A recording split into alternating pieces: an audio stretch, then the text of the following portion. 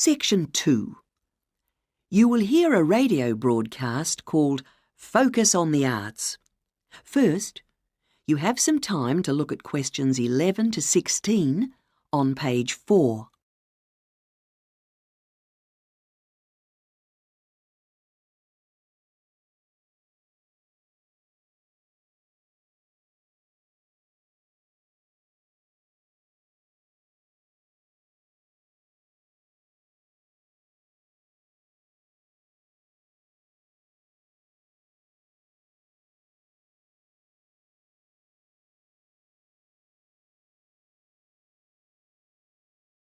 Now listen carefully and answer questions 11 to 16. Hello, and welcome to Focus on the Arts.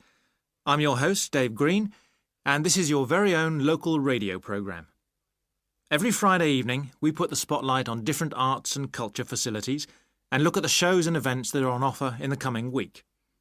And today, the focus is on the National Arts Centre. Now, if you don't already know it yourself, I'm sure you've all heard of it. It's famous throughout the world as one of the major venues for classical music. But did you know that it's actually much more than just a place to hear concerts? The centre itself is a huge complex that caters for a great range of arts. Under a single roof it houses concert rooms, theatres, cinemas, art galleries and a wonderful public library, as well as service facilities including 3 restaurants and a bookshop. So, at any one time, the choice of entertainment there is simply enormous. So, how did they manage to build such a big arts complex right in the heart of the city? Well, the area was completely destroyed by bombs during the war in 1940. So the opportunity was taken to create a cultural centre that would be what they called the city's gift to the nation.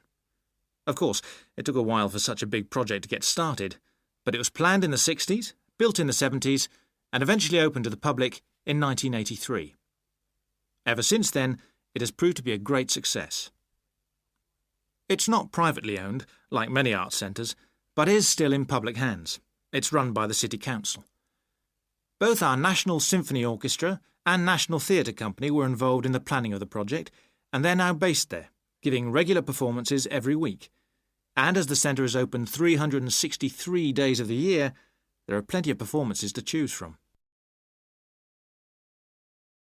Before you hear the rest of the broadcast, you have some time to look at questions 17 to 20 on page 5.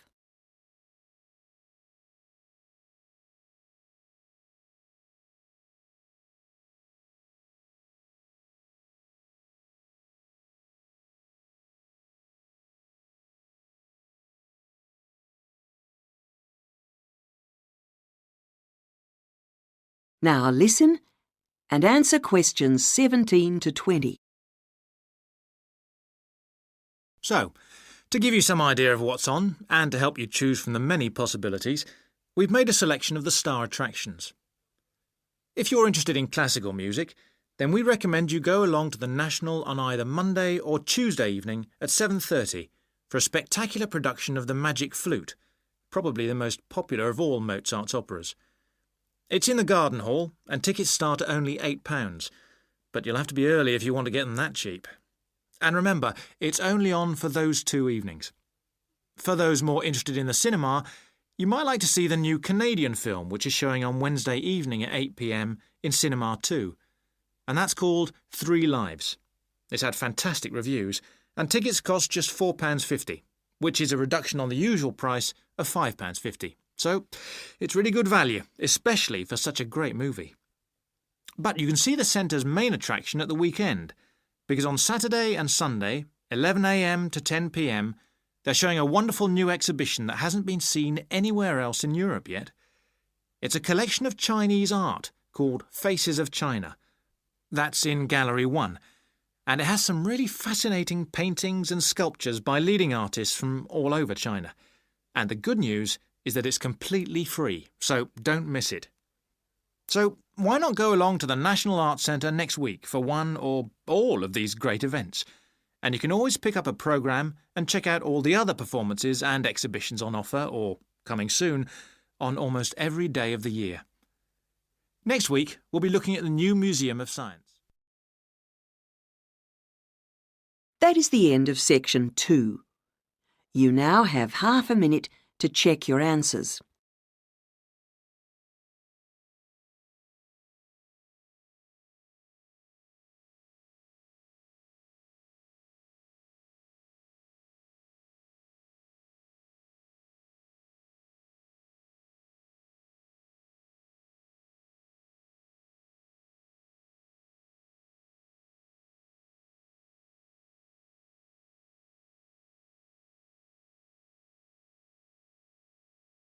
Now turn to section 3 on page 6.